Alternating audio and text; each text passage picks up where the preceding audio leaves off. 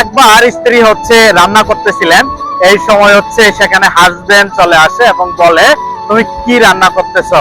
তখন ওয়াইফটা বলে যে আমি তরকারি রান্না করতেছি। তখন হাজবেন্ডটা একটু রাগান্বিত স্বরে বলে রান্না করো ঠিক আছে, কিন্তু তরকারিতে যেন লবণ একটুও বেশি না হয়, যদি বেশি হয় তোমাকে কিন্তু বাপের বাড়ি পাঠিয়ে দিব। তখন ওয়াইফটা যা করলো, লবণের বক্স নিয়ে সবগুলা লবণ সেখানে ঢেলে দিল। এরপর সেখান থেকে একটু তরকারি নিয়ে বললো যে দেখো তো এখন লবণ বেশি হয়েছে কিনা। হাজবেন্ডটা হচ্ছে তরকারি নিলেন, খেলেন এবং বললেন না লবণ তো ঠিকই আছে। এটাতে কি বুঝলেন বলেন তো?